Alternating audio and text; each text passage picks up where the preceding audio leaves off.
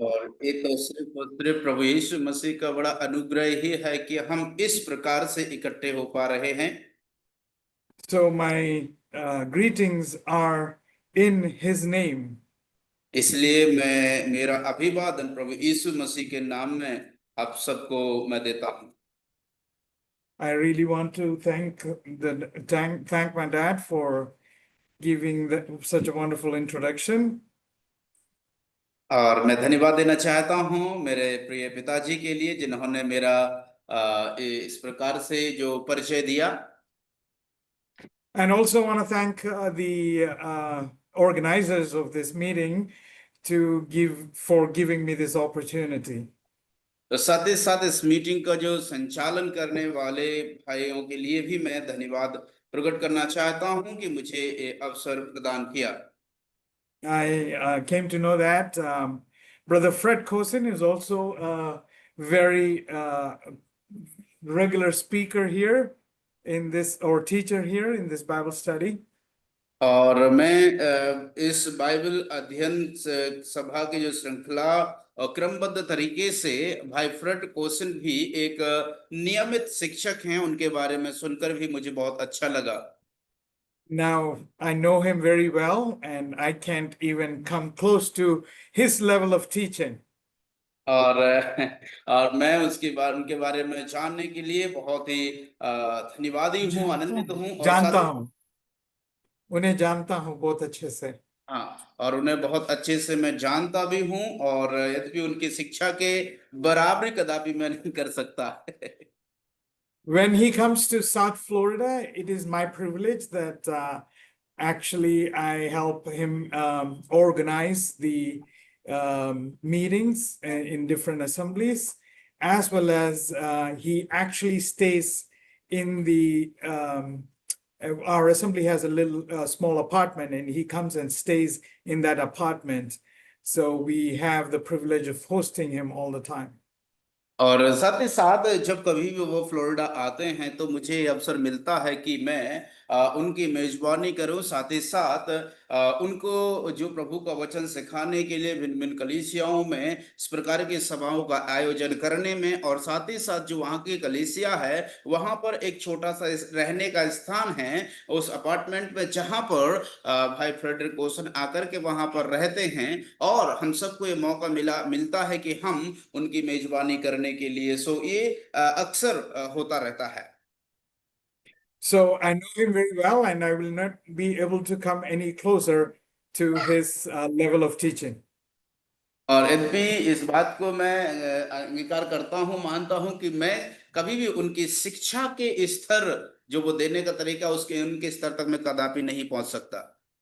For the time that Lord has provided us, I would like to leave with you a few thoughts that the Lord has been laying upon my heart, and what I have been teaching back in our assembly in Boca Raton. और इसलिए लेकिन जो प्रभु ने मेरे हृदय में, मेरे मन में जो डाला है, और उस बात को जिसको मैं वापस उस कलीसिया में, मैं अपनी कलीसिया में सिखाता हूं, उन बातों को आज आप लोगों के बीच में, उन विचारों को मैं आप लोगों के साथ साझा करना चाहता हूं जो विचार प्रभु ने मेरे मन में डाले। I know that I asked Dad what he's been teaching, and he said he's been teaching from the book of Romans, but let's take a step aside from that, and I just want to leave few thoughts that the Lord has laid on my heart. और जिस प्रकार से मैंने अपने पिताजी से बात किया और बात करने के बाद मुझे जानकारी मिला कि वो जो है रोमियो के पत्र से शिक्षा दे रहे हैं, लेकिन उससे थोड़ा सा बढ़ करके आज हम लोग जो एक अलग विचार को जो मेरे मन में प्रभु ने डाला है, मैं आप लोगों के साथ साझा करना चाहता हूं। So let's turn our Bibles to Corinthians, 1 Corinthians chapter 15. और इसलिए and verse 57 and 58. और इसलिए आइए हम अपनी बाइबल को खोल लेते हैं और मेरे साथ में आप लोग निकालिए पहला कुरिन्थियों का पत्र, उसका 15 अध्याय का 57 और 58 आयत। पहला कुरिन्थी 15 का 57 और 58, जहां पर इस प्रकार से लिखा है, हिंदी में पढ़ने में कोई अगुवाई करे? Can I, परंतु परमेश्वर का धन्यवाद हो जो हमारे प्रभु यीशु मसीह के द्वारा हमें जयवंत कर है। इसीलिए हे मेरे प्रिय भाइयों, दृढ़ और अटल प्रभु के सदा बढ़ते जाओ, क्योंकि प्रभु की हमारा परिश्रम प्रभु में व्यर्थ नहीं है। The three words that comes out in this scripture, in this verse, is steadfast, immovable, and always abounding or abounding. और इसलिए हम यहाँ पर इन बातों को देखते हैं। पहली बात, जो तीन शब्द जो बार बार आते हैं, पहला है तुम दृढ़ बने रहो, दूसरा है इमूवेबल, तुम पहला दृढ़ अटल रहो, और अटल अटल, रहो, अटल रहो, और तीन बातें ब्रदर, abounding, abounding, और abounding, उसी में बढ़ते जाओ, बढ़ते बढ़ते जाओ। जाओ, yeah, Yes. बढ़ते जाओ, yes. So these are the three things that Paul is leaving the Corinthian church with. These three message: steadfast, immovable, and abounding.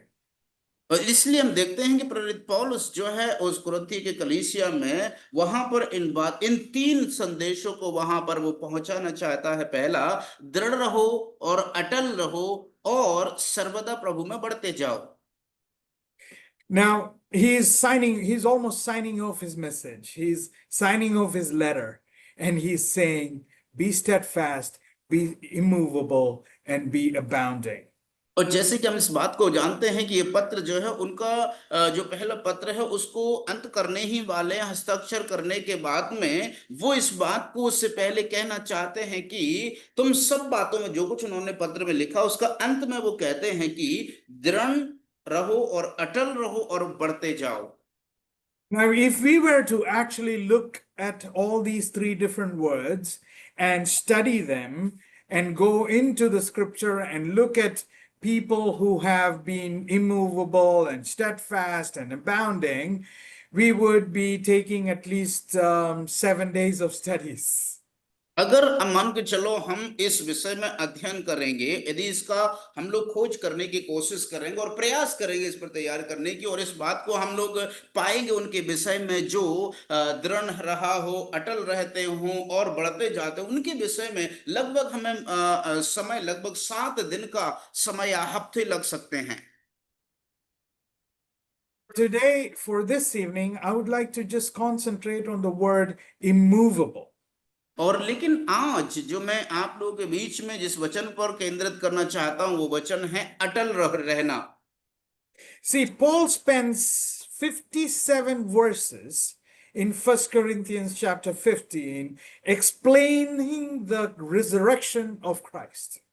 और देखिए पहला कुरिन्थियों का 15 अध्याय में हम लोग देखते हैं कि जो प्रेरित पौलुस ऐसे 57 आयतों को वो लिखते हैं और जो प्रभु यीशु मसीह का पुनरुत्थान के विषय में उनको सिखाने के लिए। It's talking about the power of resurrection, the purpose of resurrection throughout these verses. और इन वचनों के अंतर्गत जब हम पढ़ेंगे एक से लेकर के तो पाएंगे कि उस पुनरुत्थान की सामर्थ और पुनरुत्थान का उद्देश्य सो हम इन वचनों में भली भांति देख पाते हैं।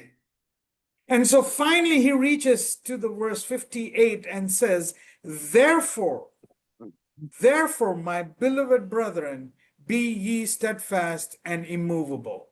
और उसके तत्पश्चात जब वो वचन 58 में पहुंचते हैं तब वो प्रेरित पौलुस बात को कहते हैं दोहराते हुए कि इसीलिए हे भाइयों दृढ़ और अटल रहो। And it says, be steadfast, abounding, and immovable. So almost you will think like what it means by immovable is you just stop and sit down and do nothing. और देखिए जो अटल रहने के विषय में जब यदि आप सोचेंगे जैसे दृढ़ रहो, अटल रहो या फिर बढ़ते जाओ, यदि उनमें से एक बात पर ध्यान देंगे अटल रहना, इसका मतलब कहीं भी इधर उधर हिलो डुलो नहीं करके हम लोग ऐसा सोचते हैं। you are so constrained and you don't move. You'll have to sit down first and do not move. It has a negative connotation. However, because of the two words that are adjoining these words, it is a progressive word. It is not about just sitting down. और देखिए, जो अटल रहने की बात यहाँ पर की गई है, कभी कभी यदि इस प्रकार से लोग सोचने लगते हैं कि नहीं, अटल रहने का मतलब है एक जगह जम करके बैठ जाओ, इधर उधर हिलो डुलो नहीं, लेकिन ये तो नकारात्मक सोच है और इसके विपरीत सोच है। सो यहाँ पे जो शब्द की लिखा गया उसका ये मतलब नहीं है। Because of the words that are adjoining, because the other two words are progressive words, verbs. क्योंकि जो इसके साथ साथ जो दो और वाक्य इस्तेमाल किए गए हैं वो इससे जुड़े हुए हैं, इससे संलिप्त वो शब्द हैं, और वो शब्द जो है क्रियात्मक रूप से बढ़ोतरी के लिए इस्तेमाल किए गए हैं। And because of which we can actually derive the meaning of this immovable as if don't turn left or right. As Joshua 1:7 says, observe to do according to all the law which Moses my servant commanded thee. Turn not from it to the right hand or to the left hand. और इसीलिए उन्हीं शब्दों के उन्हीं शब्दों के द्वारा हम लोग जो है इसका मूल अर्थ को समझ सकते हैं कि ना तो तुम दाएं मुड़ना और ना बाएं मुड़ना। एक बार हम देखते हैं यहोशू के जीवन में जब परमेश्वर ने इस प्रकार से वादा किया कि हे यहोशू मूसा के दास, तू जो है अपने जो इस मार्ग पर तू चल रहा है, इससे ना तो तू दाएं मुड़ना और ना बाएं मुड़ना। You know, one of the examples that comes to my mind is advertising. You know, moving away is very, very easy. Moving away from what you believe, what you want to do is very, very easy for us to do. देखिए, मैं And मेरे in मन में advertising, and let me just 1 second, brother. And in advertising, you know, there were years when I started my career, there were like, 15, 20 years ago, the advertisement, the commercials were about 60-second long. And then it became 30-second long. And then it became 15-second long. And nowadays on cell phone, it is just 3 seconds long. And, you know, you are within seconds, we are making a decision and moving away. और देखिए, जिस प्रकार से आजकल वर्तमान में हम लोग देख रहे हैं विज्ञापनों के विषय में, ये जो विज्ञापन क्या है, देखिए कुछ समय पहले हम लोग देखते थे कि 3-3 मिनट के विज्ञापन आया करते थे, फिर 1 मिनट का विज्ञापन हुआ, फिर 30 सेकंड का विज्ञापन हुआ। यद्यपि आज हम वर्तमान में क्या पाते हैं कि जो विज्ञापन है, यदि सेलफोन आईफोन में यदि पाए गए हैं तो वो केवल 3 सेकंड का विज्ञापन है। 3 सेकंड में जो विज्ञापन में जो बात कही गई है या जो जिस बात के प्रति वो दर्शाना चाहते, उस निर्णय को वो मात्र 3 सेकंड में बता करके उसको खत्म कर देते हैं। इसीलिए इसी बात से हम लोग समझ सकते हैं कि अटल रहना मतलब इस दुनिया में बड़ी आसान बात है कि हम वहां से हट जाएं, अपने जो हम सोच रहे हैं, जिस रास्ते पर हम चल रहे हैं। इसमें बड़ी आसानी से व्यक्ति हट सकते हैं।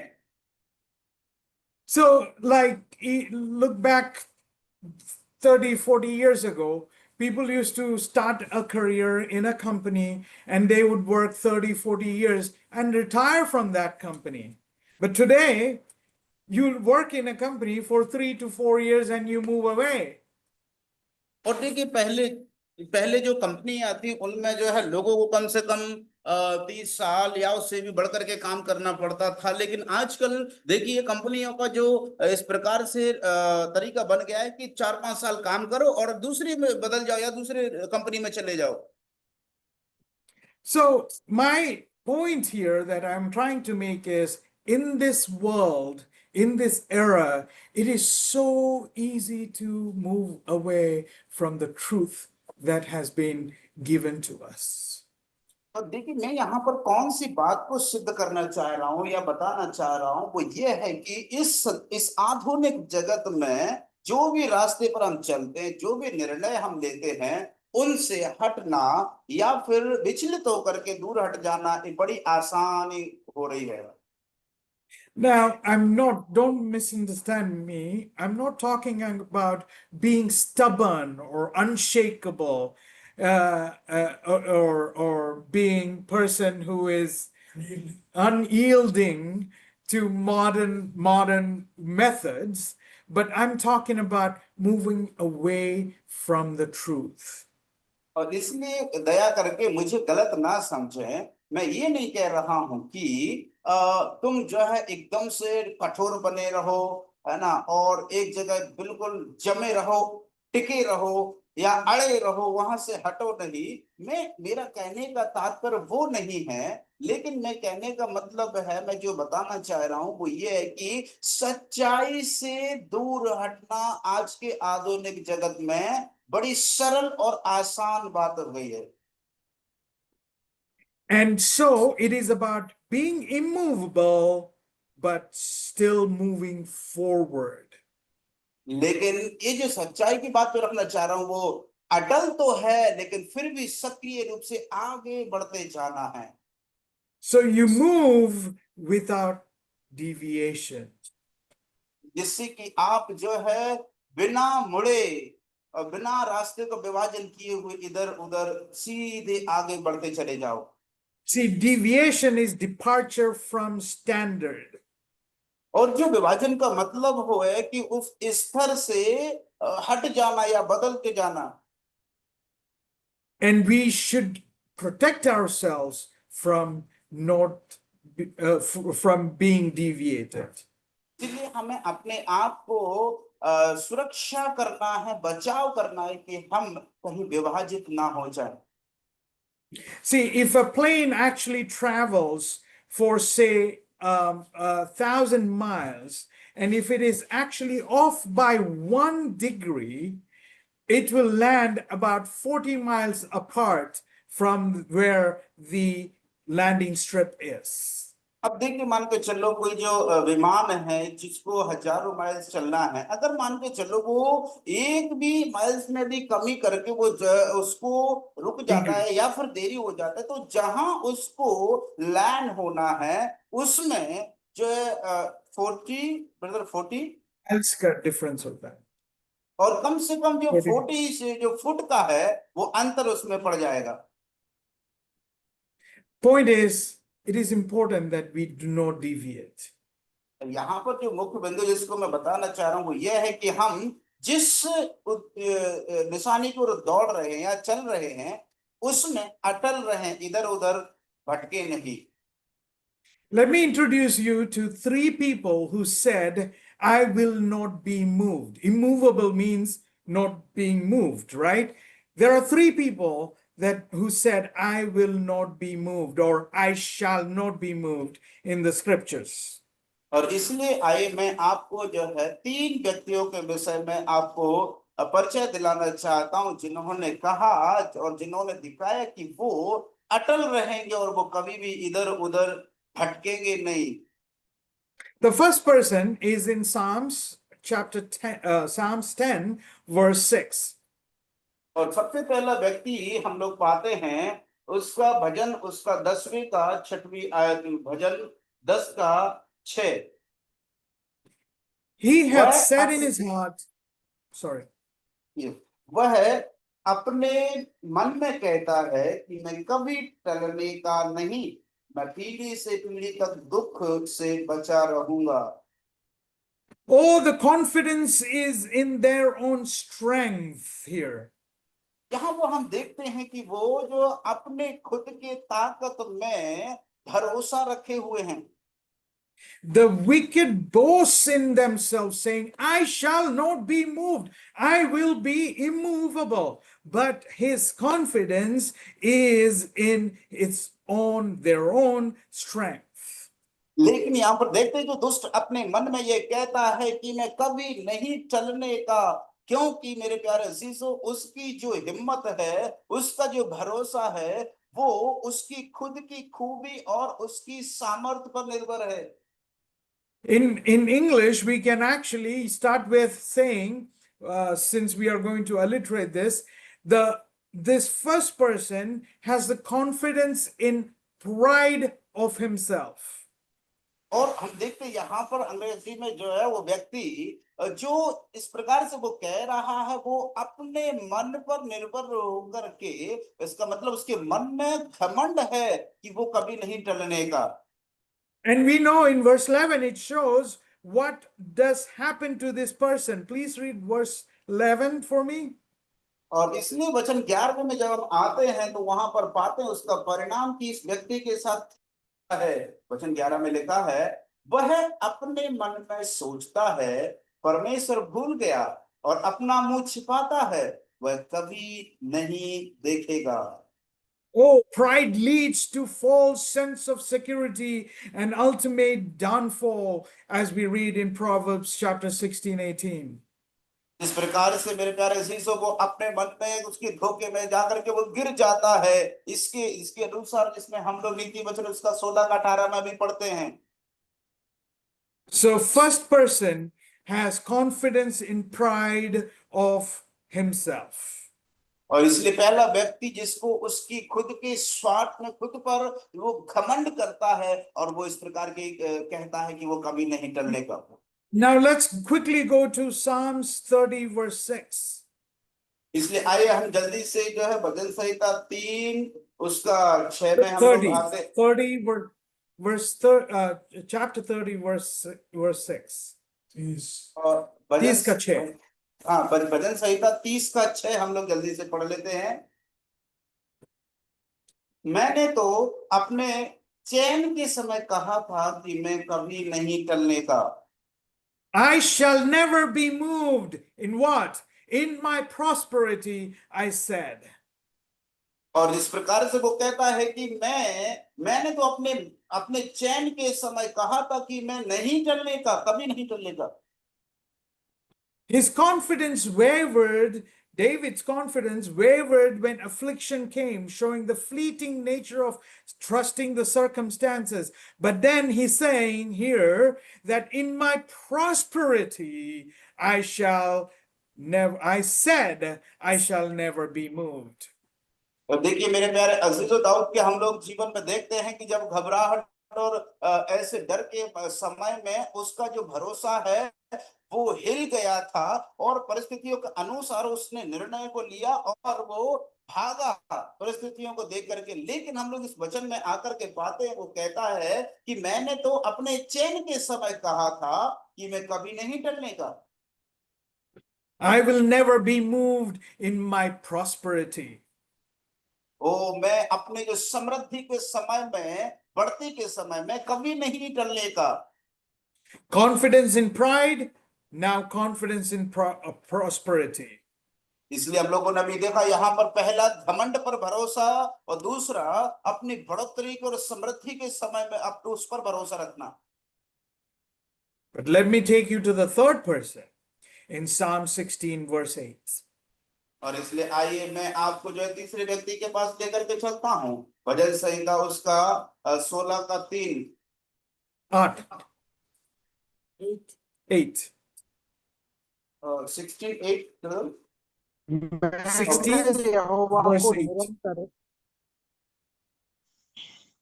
मैंने यहोवा को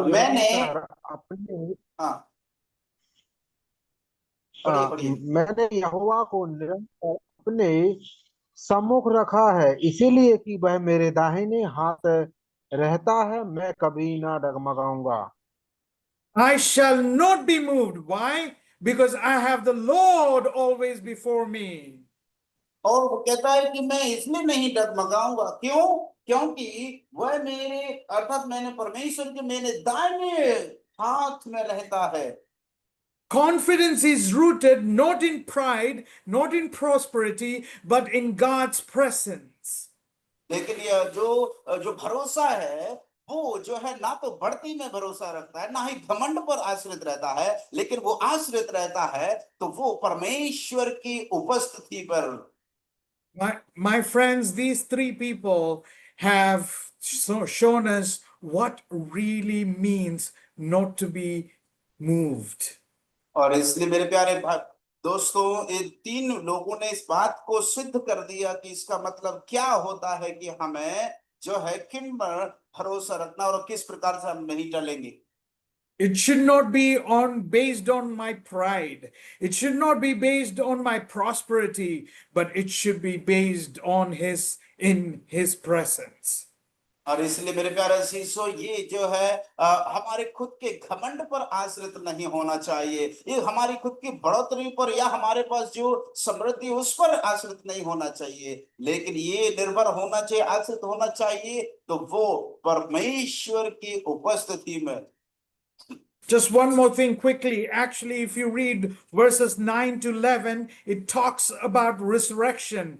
My flesh also shall rest in hope. You will not leave my soul in Sheol, and all those stuff, which Peter then in Acts chapter 2 quotes with regards to the resurrection of Lord Jesus Christ. The point is, remember how I said it's all the entire chapter of First Corinthians chapter 15 was about resurrection. It all comes back right now and ties it beautifully that it is in the presence of the Lord that I can say boldly that I shall not be moved. और इसलिए मेरे प्यारे दोस्त, इस बात को विशेष रूप से ध्यान रखना कि ये जो बढ़ोतरी के विषय में यहाँ पर कही गई है, जो तीन बातें यहाँ पर कही गई, यदि आप वास्तविक रूप से 9, 10, 11वीं आयत को पढ़ेंगे तो आप पाएंगे कि वो कहता है कि वो मेरे प्राण को जो है वो जो है नरक में या सियोल में नहीं छोड़ेगा। यहाँ पर मुख्य रूप से बिंदु ये है कि जो भी परमेश्वर की उपस्थिति में आश्रित रहता है, स्थिर रहता है, अटल रहता है, तो वो परिस्थितियां चाहे कैसी भी आ जाएं, वो कहता है कि वो जिसको मैंने परमेश्वर को अपनी दाहिनी ओर रहता है, उपस्थिति में रहता है, मैं कभी ना डगमगाऊंगा।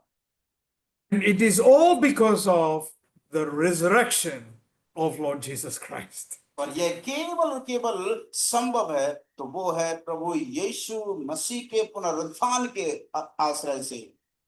I love the word that is used in English. I have set the Lord always before me. और ये जो वचन यहाँ पर इस प्रकार से कहता है कि मैंने परमेश्वर को सदा अपनी दाहिनी हाथ की ओर रखा है, इस वचन को जब पढ़ता हूं तो बहुत ही प्रिय लगता है मुझे। So, dear brothers and sisters, let me ask you a question today. Who is the person that you have put or set before you today? और इसलिए प्रिय भाई और बहनों, आपके सामने मैं एक सवाल रखना चाहता हूं, एक सवाल पूछना चाहता हूं, आपने अपने जीवन में किसको अपनी दाहिनी ओर जो है नियुक्त करके रखा है, या आपने अपने आप को उनके सम्मुख रखा है? कौन है वो? Is it our pride? Is it our prosperity? Or is it the presence of our Lord Jesus Christ? इसलिए क्या वो हमारा घमंड है, क्या वो हमारा जो बढ़ोतरी है, क्या फिर हमारा वो परमेश्वर की उपस्थिति में? The point is, if you want to live a life immovable, not moving away, not deviating, the person that you need to put in front is our Lord Jesus Christ. इसलिए मेरे प्यारे अजीजों, यहाँ पर जो बिंदु है, जो बात यहाँ पर मुख्य रूप से रखना चाहता हूँ वो ये है कि यदि आप टलना नहीं चाहते हैं तो आपको अपनी दाहिनी ओर जिसको हमेशा उसकी उपस्थिति में चलना है, वो कोई और नहीं वरन पुनरुत्थित यीशु मसीह है। You know, we see examples of this immovable aspect in the life of Paul himself. और यदि हम देखें इस नमूने को, इस उदाहरण के तौर पर हम लोग पौलुस के जीवन में भी अटल रहने के विषय में हम लोग देखते हैं। Paul said in Acts chapter 20, verse 22 or 24, he said, "But none of these things move me." But what are those none of these things? Read 22 and 23. You will know what are those things. And of course, 24 itself, you'll have to read too. और इसलिए वचन 24 यदि प्रेरित के काम की पुस्तक 20 का 24 में पढ़ते तो वहां पर इस बात को दर्शाता है, परंतु मैं अपने प्राण को कुछ नहीं समझता कि यूं से प्रिय जानूं, वरन कि यह मैं अपनी दौड़ को और उस सेवा को पूरी करूं जो मैंने परमेश्वर के अनुग्रह के सुसमाचार पर गवाही देने के लिए प्रभु यीशु से पाई है। He's saying, but none of these things move me, neither count I my life dear unto myself, so that I might finish my course with joy. और इसलिए वो इस बात को जिस प्रकार से यहाँ पर कहता है कि मैं जो है मैं अपने प्राण को कुछ नहीं समझता कि उसे प्रिय जानूं, वरन यह कि मैं अपनी दौड़ को, उस सेवा को पूरी करूं जो मैंने परमेश्वर के अनुग्रह के सुसमाचार पर गवाही देने के लिए प्रभु यीशु से पाई है। See, Paul was immovable in his afflictions. If you look at verse 23, it says, except that the Holy Spirit witnesses in every city, saying that bonds and afflictions await me, even when he knows through Holy Spirit that affliction is awaiting him, he is still going forward, not deviating, not turning away, not going to elsewhere, but he's going away. He's immovable in his affliction. और इतनी देखिए मेरे प्यारे अजीजों, वो अपने दुखों के विषय में भी इस बात को वो कहता है। यदि हम वचन 23 को पढ़ते हैं तो वहां पर वो इस बात को कहता है कि यह कि पवित्र आत्मा हर नगर में गवाही दे देकर मुझसे कहता है कि बंधन और क्लेश तेरे लिए तैयार हैं। देखिए ऐसी परिस्थिति में जहां पर उसको आत्मा इस बात के विषय में बता रहा है, सिखा रहा है कि तेरे लिए बंधन, दुख, क्लेश तैयार हैं, यद्यपि फिर भी वो देखिए पौलुस इस बात को कहता है कि मैं नहीं टलने का, क्योंकि जो प्रभु के सामने मैंने रखा है उस दौड़ को मुझे पूरी करना, उस लक्ष्य तक मुझे पहुंचना जरूरी है बिना हिले डुले। See, Paul knew that he was going to go to jail. Paul knew that he was going to be bound. Yet he viewed these afflictions as opportunity to serve Christ. और इसलिए मेरे प्यारे अजीजों, इस बात को प्रेरित पौलुस जानता था कि वो जाकर के जेल में जाने वाला है, वो बंदी गृह में जाने वाला है, वो उसके जीवन में क्लेश आने वाले हैं। यद्यपि फिर भी वो जिस लक्ष्य को उसने रखा था, वो प्रभु यीशु को उसने सन्मुख रख करके उसमें अटल रूप से उसमें आगे बढ़ता चला जाता है। And since he actually was immovable in his affliction and endured it till the prison, we have such wonderful prison epistles like Ephesians and Philippians and Colossians and Philemon, which we have profoundly shaped our own Christian life as well as Christian theology. और इसलिए मेरे प्यारे अजीजों, इसी के तत्पश्चात हम लोग देखते हैं कि जो प्रेरित पौलुस के द्वारा लिखी हुई, जो बंदी गृह से लिखी हुई जो पत्रियां हैं, जैसे कि फिलिपियों, एफेसियों हैं, इन पत्रियों में हम लोग देखते हैं कि प्रेरित पौलुस किस रूप से उन बातों को, जिस प्रकार से वो बंधन और क्लेशों का वर्णन उनमें करता है। So my friends, if you think about a scenario where we didn't have Ephesians and Philippians and Colossians, Paul went through that affliction. Even when he knew, he went forward without deviation. He moved forward. He went into that prison, and we have such a wonderful epistles with us today. और इस यद्यपि मेरे प्यारे अजीज, हम इस बात को जानते हैं कि उसके जो बंदी गृह के जो अनुभव है उन सब के विषय में हम सब लोग जानते तो थे। यद्यपि पौलुस जानता तो था कि उसको ये सब झेलना पड़ेगा, उन सब से उसको सामना करना पड़ेगा। यद्यपि फिर भी वो बिना डगमगाए हुए वो आगे अटल रह करके उन पर आगे बढ़ता चला गया। I encourage you and challenge you, brothers and sisters in Christ. Are we willing to endure affliction, knowing that God can use them for His glory? Maybe not now, but later. मेरे प्रिय भाई और बहनों, मसीह में प्रिय भाइयों बहन, मैं आपको इस प्रकार से उत्साहित करना चाहता हूं, क्या आप तैयार हैं क्लेशों को और बंधनों को झेलने के लिए? हो सकता है अभी नहीं, लेकिन आने वाले समय में क्या आप तैयार हो इन सब को झेलने के लिए?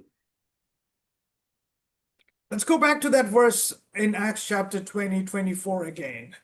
It says, but none of these things move me, neither count I my life dear unto myself, so that I might finish my course और इसलिए आइए with हम joy. लोग उसी आयत में हम लोग फिर से आते हैं, जहां पर वो वचन 24 में प्रेरित उसका 20 का 24 में जहां पर वो कहता है, परंतु मैं अपने प्राण को कुछ नहीं समझता कि उसे प्रिय जानूं, वरन यह कि मैं अपनी दौड़ को और उस सेवा को पूरी करूं जो मैंने परमेश्वर के अनुग्रह के सुसमाचार पर गवाही देने के लिए प्रभु यीशु से पाई है। So that I might finish my course. I actually want to picture that runner who is actually looking at the finish line and is willing to run as fast as he can just to hit that finish line. और यदि मैं उस बात को आपके सामने रखना चाहता हूं, और जो उस धावक को जो दौड़ में दौड़ रहा है और वो कह रहा है, उसमें मन में ऐसी आकांक्षा है कि मैं उस दौड़ को जो मेरे सामने रखी है उसको मैं पूरी करने पाऊं। See, Paul viewed his life as a race set by God with a clear finish line in front of him. और इसलिए इस बात को हम देखते हैं कि प्रेरित पौलुस ने अपनी उस दौड़ को जो है उसके सामने उसने पहचान लिया, देख लिया, जहां उसको उस दौड़ को उसे पूरी करना था और जहां तक उस लक्ष्य को उसको भेजना था और उस लाइन तक जहां पर उस दौड़ को पूरी करता उसको उसने देख लिया था। So he pressed forward without turning to left or the right, determined to complete the task that God had given him. और इसलिए वो उस बात को, उस लक्ष्य को अपने सामने रखते हुए उस लक्ष्य से ना तो दाएं और बाएं मुड़ते हुए सीधे दौड़ते हुए, परिस्थितियां चाहे कैसी भी हो, लेकिन वो उस लक्ष्य तक बिना इधर उधर डगमगाए उस लक्ष्य तक पहुंचने के लिए प्रेरित पौलुस कहता है कि मैं उस दौड़ को पूरी करने पाऊं।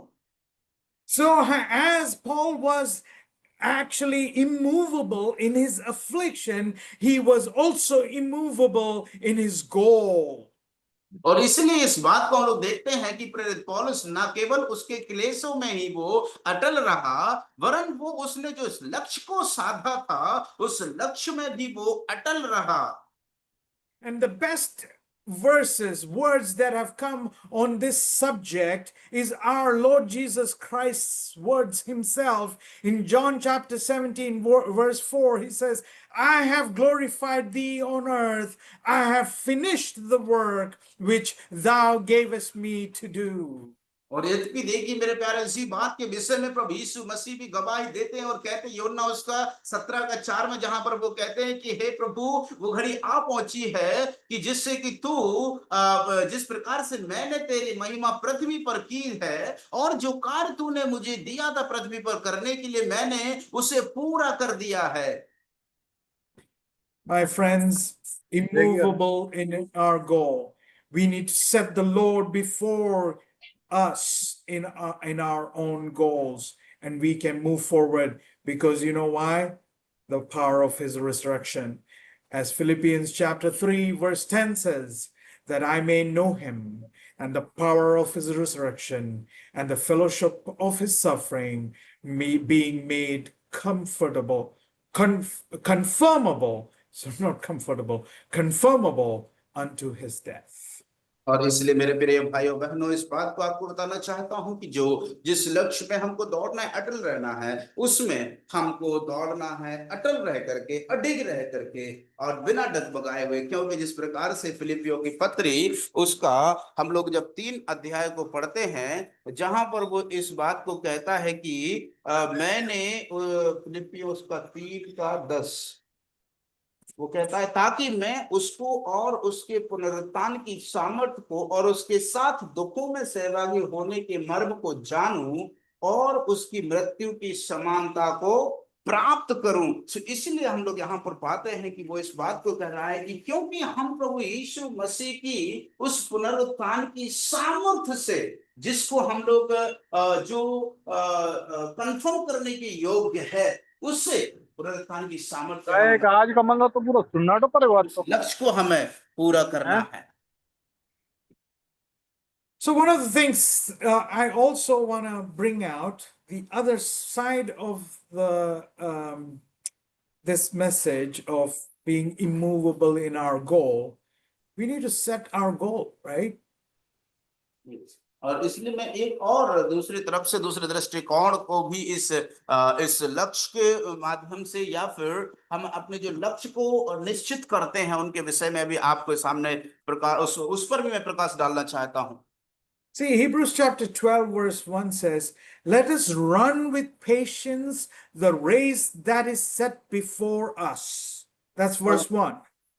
और इसलिए जिस प्रकार से हम लोग इब्रानियों की पत्री उसका 12 का हम एक पढ़ते हैं, तो वहां पर वो कहता है कि इसलिए इस कारण जबकि गवाहों को बड़ा ऐसा बादल हम तो घेरे हुए है, तो आओ हर एक रोकने वाली वस्तु और उलझाने वाले पाप को दूर करके वह दौड़ जिसमें हमें दौड़ना है, धीरज से दौड़े।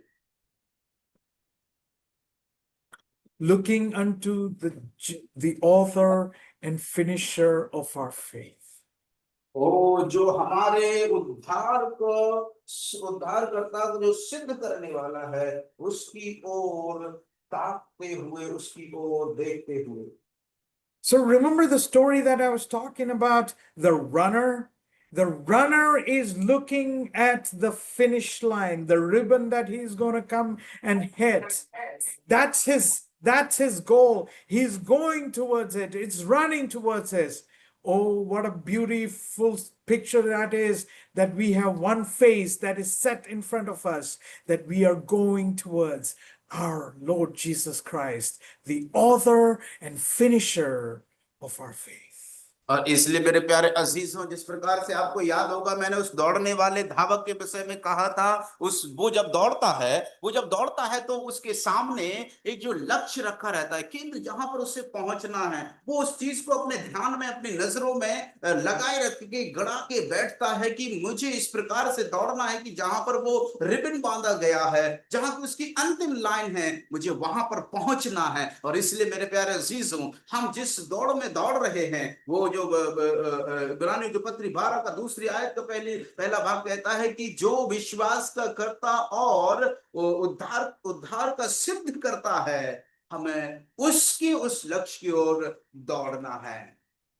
You know, many Christians move away or deviate in their lives because that finish line, what they have set in front of themselves, is not our Lord Jesus Christ.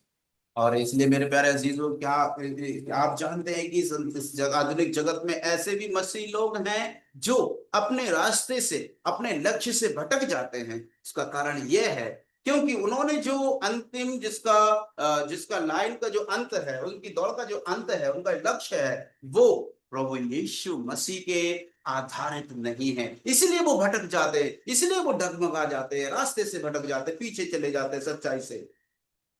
So, brothers and sisters, let me ask you, who do you have in front of you?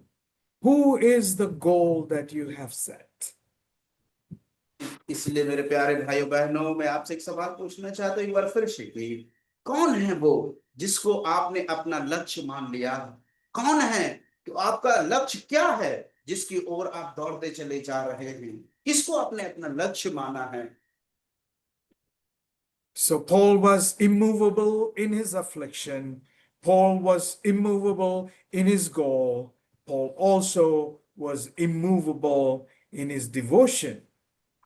और इसलिए हम देखते हैं प्रेरित पौलुस को कि पौलुस अपने क्लेशों में अटल रहा, अपने दौड़ में जो उसने लक्ष्य को किया था उसमें भी वो अटल रहा। और तीसरी बात हम लोग पाते हैं कि प्रेरित पौलुस अपने परमेश्वर के प्रति जो उसकी भक्ति है उसमें भी वो अटल रहा। Let's go back to Acts chapter 20, verse 24. आइए अब एक बार फिर से प्रेरितों काम की पुस्तक उसका 20 उसका 24 में आ जाते हैं। It says, "But none of these things move me, neither count I my life dear unto myself, so that I might finish my course with joy and the ministry which I have." Go ahead.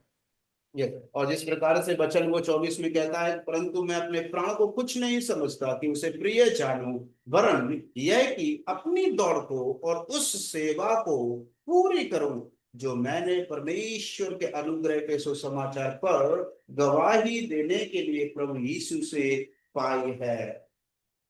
I don't know whether the Hindi translation brought out that word joy in there, but think about it. He's contrasting, hey, I don't love my life. I love Christ and finishing the course, hitting my goal, and that will be the joy, the love that I would have.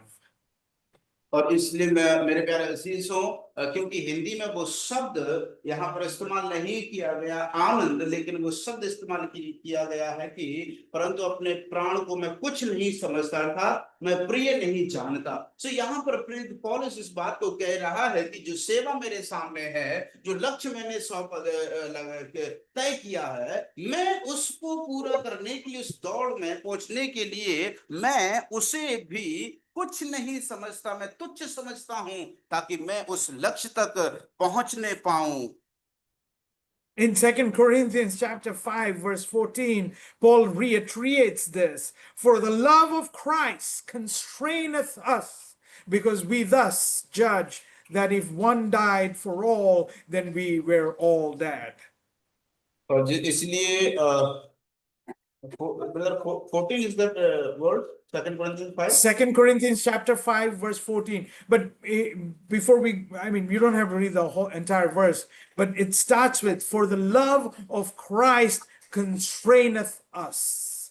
He's talking about his devotion, his love for Christ, and the other way around too. The love of Christ is the one who keeps me in the devotion of Christ. और इसलिए मेरे प्यारे अजीज, जिस प्रकार से हम लोग जो दूसरे कुरिन्थियों 5:14 में उसकी पहली आयत को हम लोग पहली लाइन को पढ़ रहे थे, जहां पर लिखा हुआ है कि इसलिए मसीह का प्रेम मुझे विवश करता है। इसलिए मेरे प्यारे अजीज, जो जिस प्रकार से पौलुस उसकी भक्ति के प्रति वो अटल रहा और उसमें अटल रहने की वो सामर्थ्य को, उसका रहस्य को वो बता रहा है कि वो कुछ और नहीं है वरन मसीह का प्रेम मुझे विवश करता है। If you want to be immovable in your devotion, we have to be under the love of Christ. As Jude 1:21 says, keep yourself in the love of God. और इसलिए मेरे प्यारे अजीजों, अगर तुम अपने जीवन में परमेश्वर के प्रति उसकी भक्ति में अगर तुम अटल रहना चाहते हो, तो परमेश्वर के प्रेम में बने रहो। जिस प्रकार से यहूदा उसका 21वीं आयत को जिस प्रकार से हम लोग पढ़ते हैं, वहां पर लिखा हुआ है, इसलिए कि तुम परमेश्वर के प्रेम में स्थिर बने रहो। जिससे क्या होगा? जिससे कि तुम उस परमेश्वर की भक्ति में, परमेश्वर के प्रति जो भक्ति है उसमें अटल बने रहो। So being immovable in our affliction, being immovable in our goal, and being immovable in our devotion. इसलिए हम क्लेशों में अटल रहें और क्लेशों में अटल रहें परमेश्वर के प्रति, और अपने जो हमारा जो लक्ष्य है, गोल जिसको हमने सेट किया, उसमें भी हमें अटल रहना है। तीसरा, परमेश्वर के प्रति जो हमारी भक्ति है, डिवोशन है, उसमें भी हमें अटल रहना है। And as we read in Acts chapter 20 verse 24, there is joy in doing all these things. जिस प्रकार से प्रेरित उसका 20:24 हम लोगों ने पढ़ा था कि इन सब को करने से हमें बड़ा आनंद हमें मिलता है। See, the Lord Jesus Christ was also immovable. स्थिर थे, अटल रहे। And he was immovable in his affliction. He was smitten and afflicted, as we read in Isaiah. जिस प्रकार से हम लोग यशायाह में पढ़ते हैं कि वो अपने क्लेशों में भी स्थिर रहा, अटल रहा। जिस प्रकार से यशायाह में पढ़ते हैं कि वो जो है परमेश्वर का मारा कूटा हुआ, दुर्दशा में पड़ा हुआ हमने देखा। And then we know that he was immovable in his goal because he had set his face like a flint to go to the cross. और जिसने उसने अपने लक्ष्य को भी उसकी अपनी आंखों के सामने स्थिर रखा, और इसलिए वो उस क्रूस की ओर जो उसने अपना लक्ष्य को सामने रखा, उसमें वो आगे बढ़कर उसमें अटल रह करके उस लक्ष्य तक पहुंचा। He was also immovable in his devotion because his love of the Father compelled him to remain immovable.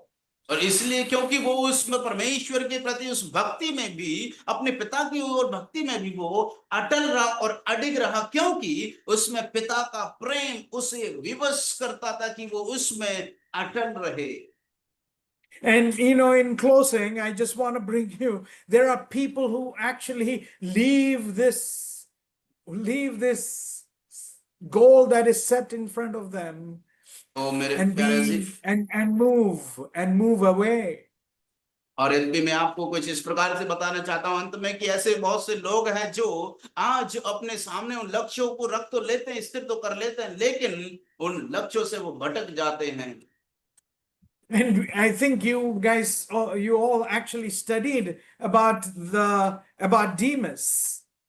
मैं उम्मीद रखता हूं कि आप लोगों ने जो दुष्ट आत्माओं के विषय में, भूतों के विषय में आप लोगों ने अध्ययन किया है।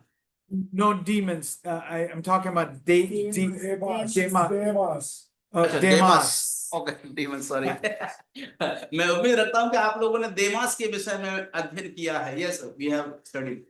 Yes. And we know in Colossians chapter 4:14, Demas is said, Luke, the beloved physician, and Demas greet you. और इसलिए जिस प्रकार से हम लोग फिलिपियों की पत्री, कुलोसियों की, Colossians. यस, कुलोसियों की पत्री में जब हम पढ़ते हैं तो वहां पर वो कहता है कि जो वैद्य लूका और देमास तुम्हें अब तुम्हारा अभिवादन करते हैं।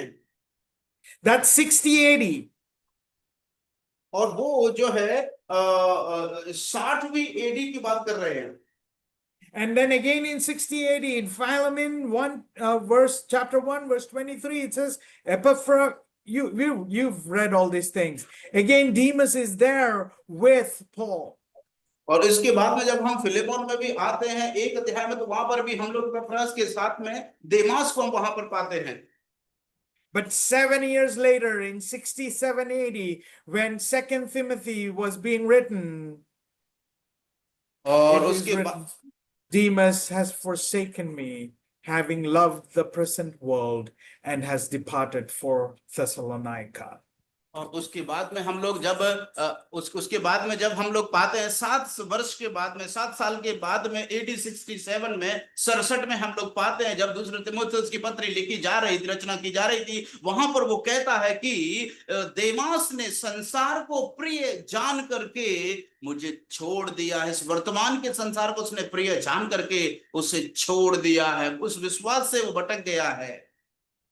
See, 7 years has passed, and as I talked about, 1 degree deviation takes you way far away. When you travel that much distance, it's the same thing. 1 degree of difference degree of difference is what Demas might have started along with 7 years ago. But 7 years later, he has fallen off the wagon. और इसलिए मेरे प्यारे अजीज, जिस प्रकार से मैंने आपको बताया कि जब हम एक लंबे दूरी तय करते हैं, लंबा लक्ष्य हमारा होता है, अगर उसमें हम एक कड़ी चूक जाते हैं, तो मेरे प्रिय अजीजों, हम लोगों ने उस विमान के उदाहरण से हम लोगों ने देखा था कि वो हमको बहुत दूर दूर लेकर के चला जाता है, बहुत दूरी, बहुत बड़ा अंतराल उसमें आ जाता है। वैसे ही मेरे प्यारे अजीजों, देमास ने भी हो सकता है जो 60वीं एडी में हम पाते हैं कि जब उसने उस छोटे से जो है कण को उसने जो है लिया होगा, लेकिन 7 साल के बाद में हम लोग इस बात को पाते हैं कि वो संसार को प्रिय जान करके वो छोड़ करके चला जाता है, पीछे चला जाता है संसार को प्रिय जानकर। So let me challenge you this night. It is time for us to examine our hearts regularly, not once in a while, to ensure that our love for Christ remains as our highest priority. और इसलिए मेरे प्यारे अजीजों, मैं आप लोगों को शाम के समय में चुनौती देना चाहता हूं, एक दिन नहीं, एक बार नहीं, वरन हर एक दिन, प्रत्येक दिन अपने हृदय को जांचें। हमारा प्रेम परमेश्वर के प्रति प्रत्येक दिन क्या हमें इस प्रकार से प्रेरणा देता है कि हम उसमें बने रहें? क्या हमने अपने जीवन में, अपने मन में उस परमेश्वर के प्रेम के प्रति पहली प्राथमिकता दे रहे हैं क्या? David said, I shall not be moved. Dawood ने कहा कि मैं नहीं डगमगाऊंगा। Lord Jesus said, I shall not be moved. प्रभु यीशु मसीह ने कहा कि मैं नहीं डगमगाऊंगा। Paul said, none of these things move me. कहता है प्रेरित पौलुस की मुझे ये सब चीजें मुझे जो है डगमगाने नहीं दे सकती या डगमगा नहीं सकती हैं। It's time to reflect on our own life. और ये समय है कि हम अपने जीवन में बातों को प्रकट करें और जांचें। What is the course God has set for you? वो कौन सा लक्ष्य जो परमेश्वर ने मेरे लिए और आपके लिए रखा है? Are you running for that eternal race and eternal reward, or are you distracted by temporal goals? और क्या आप उस अनंत काल के लिए जो परमेश्वर ने आपके सामने उस लक्ष्य को रखा है, क्या आप उस दौड़ की ओर दौड़ रहे हैं, या फिर आप उस दौड़ की ओर या उन चीजों की ओर दौड़ रहे हैं जो अस्थायी हैं, जो चिरस्थायी हैं, जो नाश हो जाएंगी? What is my course today? Is it aligned with God's eternal purpose? और जो भी मेरा लक्ष्य है, क्या वो परमेश्वर के अनंत काल के उस उद्देश्य के साथ मेल खाते हैं क्या?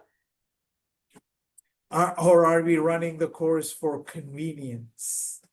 और क्या हम लोग ऐसी दौड़ को दौड़ रहे हैं जहां पर सुख सुविधा और आराम है?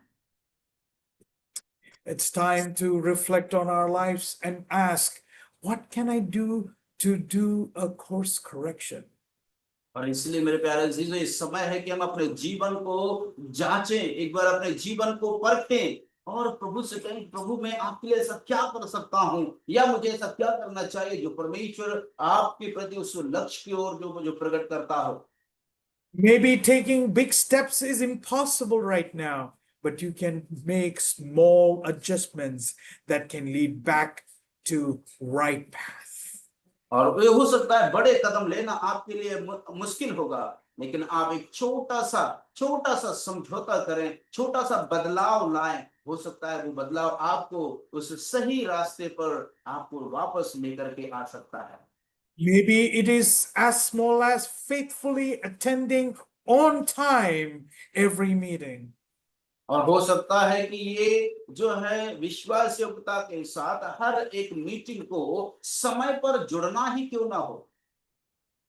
Maybe it is to commit to meaningful fellowship with your co-believers. और यदि ऐसा हो सकता है कि आप अपने जो विश्वासी और भाईचारे हैं, सहकर्मी हैं, उनके साथ में आप उस कीमती संगति को व्यतीत करते हो। See, many of us are actually in a trap called convenient Christianity.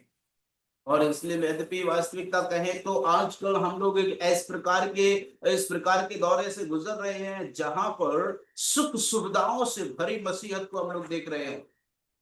No, it's convenient Christianity means something like, if I have time, I will go to the meeting. If I have time, I will pick up the phone and call the brother. और जो सुख सुविधाओं का अर्थात अपनी सुख सुविधा के अनुसार, इसका मतलब सुविधा के अनुसार, हाँ, अपनी सुविधा के अनुसार हम लोग इस प्रकार से सोचते हैं कि यदि मेरे पास समय होगा तो मैं मीटिंग में जाऊंगा, और यदि मेरे पास समय नहीं होगा तो मैं नहीं जाऊंगा। मेरे पास समय होगा तो मैं उस ब्रदर को या भाई को फोन करूंगा, और मेरे पास समय नहीं होगा तो मैं उसको फोन नहीं करूंगा, करके हम लोग इस प्रकार की सुविधात्मक मसीहत को आज हम लोग अनुभव कर रहे हैं। My question to you, my brothers and sisters, let's ask ourselves, am I merely fitting God into my life, or He is the center of everything I do? और इसलिए आज हमारे सामने एक सवाल अपने आप से पूछे, क्या मैं अपने जीवन में अपने जो कुछ भी मैं कर रहा हूं उस लक्ष्य में, या फिर मेरे जीवन का जो केंद्र है, सेंटर है, उसमें क्या मैंने प्रभु को रखा है? As I said earlier in the beginning of our message, the message that I want to leave you with tonight is, therefore, my beloved brethren, be ye steadfast, immovable, always abounding in the work of the Lord, For as much as ye know that your labor is not in vain in the Lord. और इसलिए मेरे प्यारे अजीजों, जिस प्रकार से मैंने आपको प्रारंभ में ही आपको बताया था कि जो संदेश में आज आपके लिए छोड़ना चाहता हूं वो इस प्रकार से है कि इसलिए हे मेरे प्रिय भाइयों, दृढ़ और अटल रहो और प्रभु के काम में सर्वदा बढ़ते जाओ, क्योंकि यह जानते हो कि तुम्हारा परिश्रम प्रभु में व्यर्थ नहीं। Once again, I thank the Lord for this opportunity and thank the organizers for giving this privilege of sharing the word with you. और एक बार फिर से मैं प्रभु को धन्यवाद करना चाहता हूँ, खासतौर से संचालकों को मैं धन्यवाद करना चाहता हूँ कि आपने मुझे अवसर दिया, मौका दिया कि प्रभु के वचन को मैं आपके साथ साझा करूं। I pray that these little thoughts would stay with you and help you to come closer to Lord Jesus Christ. यही प्रार्थना है कि ये जो विचार, आज जो संदेश आपने सुना है, आपके साथ रहे, आपके अंदर रहे और आप प्रभु में बढ़ते चले जाएं। ऐसा करने के लिए प्रभु आपकी सहायता करे। Thank you. Thank you.